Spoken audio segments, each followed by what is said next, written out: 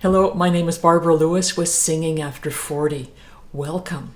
Today I'm offering 2 tips about how to keep improving your voice when you're over 40, 50, 60, 70. These 2 tips involve an increasingly popular piece of software.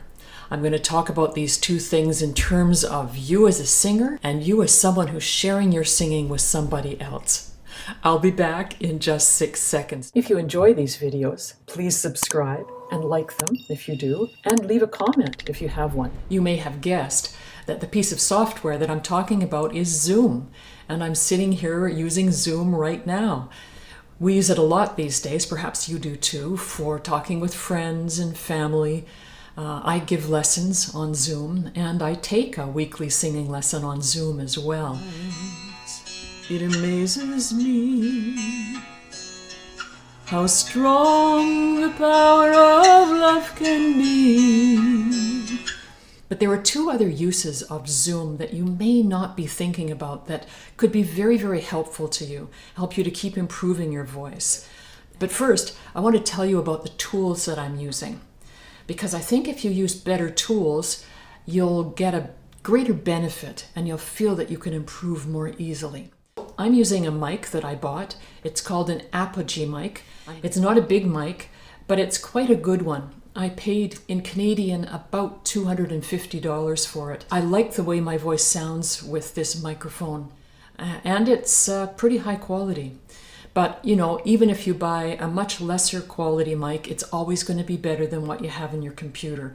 And if you hear your voice better, you're going to improve more easily, I believe. I'm also using a new webcam that I bought called the Logi Webcam. It's not an expensive one. I think it was around Canadian again, $90. So if you're in the US, probably $50. In the UK, other countries, I'm not sure. But you get yourself a reasonably good webcam, just so that you see yourself a little better. You have a few more preferences and you can tweak the settings a little bit. For lighting, I have 2 ring lights. One that's in front of me up here. Again, I'll put a picture here. I have the same ring light right on the side of me. So I've got light coming from these 2 sources, and I'm sitting in front of a big window.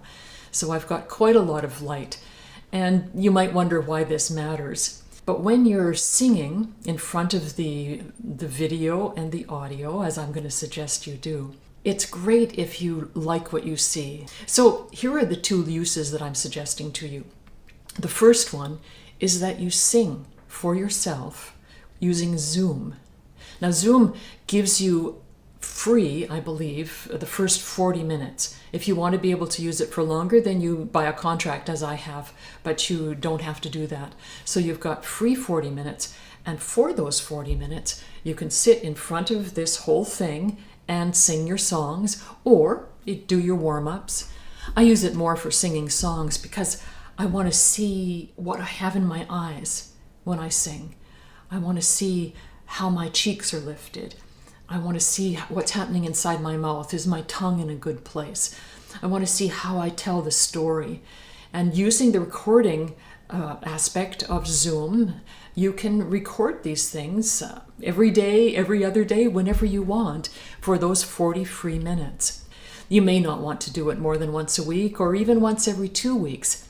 But once you've improved a little bit in a song, capture it with a recording, and you'll see over time, you can go back like a diary, a video diary, and see how you've improved and what you've changed. But there's a second suggestion that I have for you. It's something that I do now, and I've done for many years. I have a singing buddy. My singing buddy is another singing teacher who's also a performer. And once a week, we get together on Zoom, and we sing for one another. I sing her a song that I'm working on, or I do some exercises that are new to me, and she does the same with me.